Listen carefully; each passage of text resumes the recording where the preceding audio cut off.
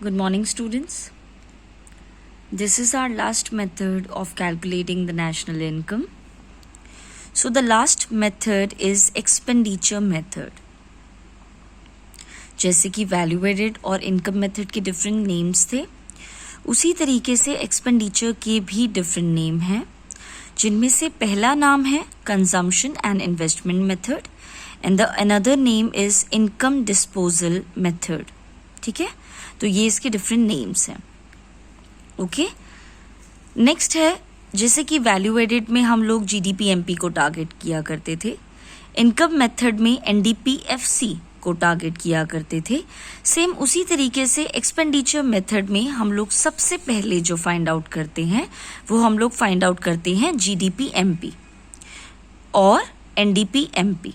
ठीक है, तो पहले जो मैं आपको कैलकुलेट, तो सबसे पहले हम लोग जीडीपीएमपी को कंसिडर करते हैं और एनडीपीएमपी को मैं आपको बाद में अभी विद इन फ्यू सेकेंड्स में आपको इसका इंट्रोडक्शन कराऊंगी. क्लियर? तो देखिए, जो एक्सपेंडिचर मेथड है उसको हम लोग कैसे निकालते हैं.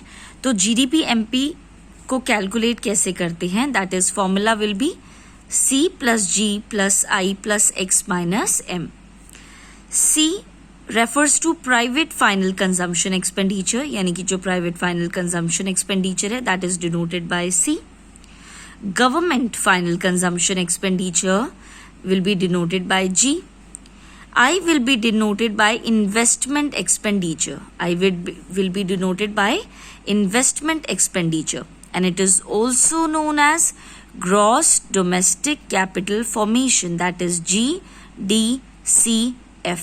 ठीक है, gross domestic capital formation. अब ये जो gross domestic capital formation है वो आपका दो पार्ट्स में डिवाइडेड है. दैट इज किस से बना है आपका gross domestic capital formation, gross domestic fixed capital formation, यानी कि ग्रॉस डोमेस्टिक फिक्स्ड इन्वेस्टमेंट भी इसको बोल सकते हैं. तो gross domestic fixed capital formation plus में इन्वेंट्री इन्वेस्टमेंट, और we can say change in stock. ठीक है, तो gross domestic fixed capital formation आपका gross domestic fixed capital formation plus में इन्वेंट्री इन्वेस्टमेंट या चेंज इन स्टॉक से बना है. क्लियर? तो इसकी यहाँ पे शॉर्ट फॉर्म मैंने लिखी है, gross domestic capital formation is equal to gross domestic fixed capital formation plus में change in stock, and change in stock is known as closing stock minus opening stock. ठीक है, तो देखिए फॉर्मूला क्या क्या बन सकता है, ये मैंने आपके सामने सारे फॉर्मूलेज लिखे हैं. रीजन बीइंग दैट डिपेंड्स कि क्वेश्चन में क्या आएगा उसके अकॉर्डिंगली आपको फॉर्मूले को इलेबोरेट करना पड़ेगा. क्लियर? तो जीडीपीएमपी का फॉर्मूला बेसिकली क्या है, C plus G plus I plus X minus M. यही फॉर्मूला आपको ऊपर लिखवाया गया है. देखिए, अब मैं आई को चेंज करूंगी बिकॉज ऑफ दिस. क्लियर? चलिए, अब जीडीपीएमपी का फॉर्मूला क्या है, C plus G plus I plus X minus M. This will be same. I को हम लोग क्या बोल सकते हैं, gross domestic capital formation plus में X minus M will be the same, है ना. और जीडीपीएमपी में अगेन सी प्लस जी और एक्स माइनस एम को सेम रखेंगे. अब ये ग्रॉस डोमेस्टिक कैपिटल फॉर्मेशन किससे बनता है, gross domestic fixed capital formation plus में change in stock. Clear? In case अगर क्वेश्चन में आपको नेट एक्सपोर्ट गिवन हो तो आप उसको ऐड करेंगे यहाँ पर. क्लियर? इन केस अगर क्वेश्चन में आपको नेट इंपोर्ट्स गिवन है तो आप उसको माइनस करेंगे. ठीक है, तो क्या होगा फॉर्मूला, सी प्लस जी प्लस आई. अगर नेट एक्सपोर्ट है तो लिखेंगे प्लस नेट एक्सपोर्ट्स, अगर नेट इंपोर्ट्स गिवन है तो सी प्लस जी प्लस आई माइनस नेट इंपोर्ट्स लिखेंगे. क्लियर है ये बात आप सभी को?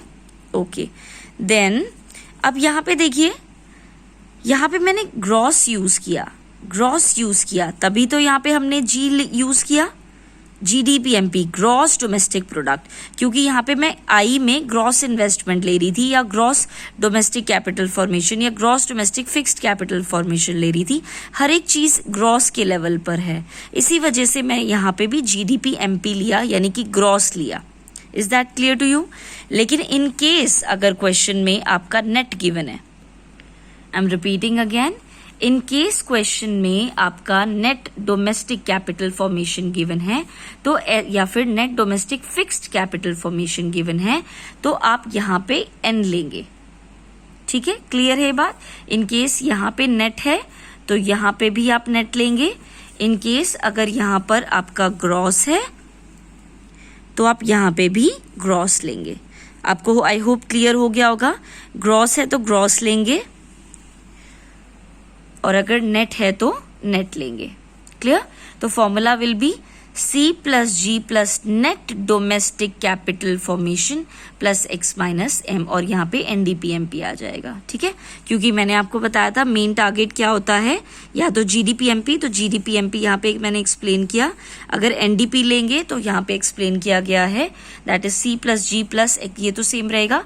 I की जगह पे या तो नेट डोमेस्टिक कैपिटल फॉर्मेशन रहेगा, या फिर इसको आगे फर्दर इलेबोरेट करेंगे तो C plus G plus net domestic fixed capital formation plus में change in stock.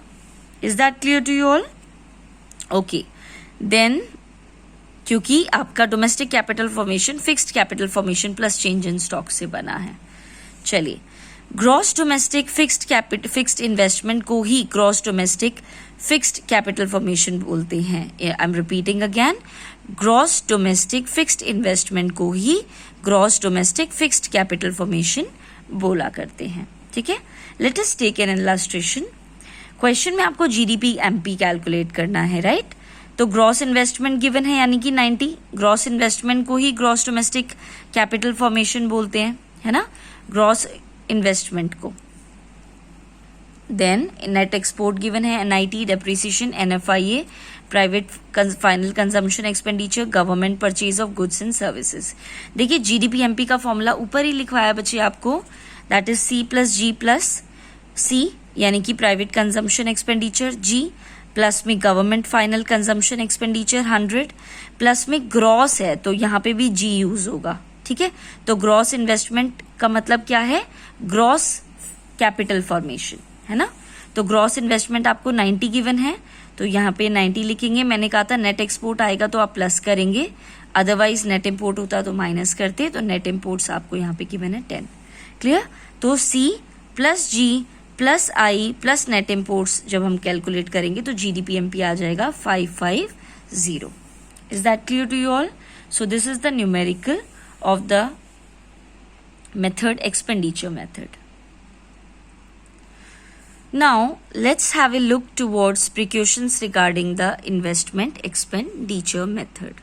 ठीक है, हर किसी के अपने अपने precautions हैं जो कि लेने पड़ते हैं, सेम इसी तरीके से इस वाले में भी हैं। तो सबसे पहला है कि only final expenditure is considered in the national income। ठीक है, जैसे कि मैंने आपको डबल काउंटिंग वाले में भी बताया था कि सिर्फ फाइनल वाला लेंगे तो फाइनल एक्सपेंडिचर को कंसिडर करेंगे नेशनल इनकम में, ताकि डबल काउंटिंग की प्रॉब्लम अराइज ही ना हो। ठीक है, इंटरमीडिएट एक्सपेंडिचर्स को नहीं लेना है, ओके, फाइनल एक्सपेंडिचर को लेना है ओनली। नेक्स्ट है expenditure on the second hand goods is not to be included, यानी कि जो भी खर्चा आप सेकेंड हैंड गुड्स पर कर रहे हैं उसको आप इंक्लूड नहीं करेंगे, क्योंकि वो ऑलरेडी खर्चा हो चुका होगा जब फर्स्ट हैंडली उसको परचेज किया होगा। ठीक है, तो सेकेंड हैंड गुड्स पर जो भी खर्चा हो रहा है आप उसको कंसिडर नहीं करेंगे। देन है जो भी एक्सपेंडिचर आप शेयर्स या बॉन्ड्स पे लगा रहे हैं, खर्चा कर रहे हैं, उनको भी आप कंसिडर नहीं करेंगे। एक्सपेंडिचर जो ट्रांसफर पेमेंट्स पर हो रही है उनको भी कंसिडर नहीं करेंगे। And last but not the least, जो भी इम्प्यूटेड वैल्यू होगी एक्सपेंडिचर की on the goods produced for the self consumption, खुद के लिए, ठीक है, उसको आप कंसिडर करेंगे। इन शॉर्ट आपको क्या क्या बातें ध्यान रखनी है कि फाइनल एक्सपेंडिचर को आप कंसिडर करेंगे और imputed value of expenditure on the goods produced for self consumption को कंसिडर करेंगे। बाकी चाहे सेकेंड हैंड गुड्स आ जाए या शेयर्स एंड बॉन्ड्स पर जो भी खर्चा है या ट्रांसफर पेमेंट्स पे जो भी खर्चा है, उन सबको कंसिडर नहीं करेंगे। Not to be consider. Okay, so this is the end of the expenditure method. Thank you.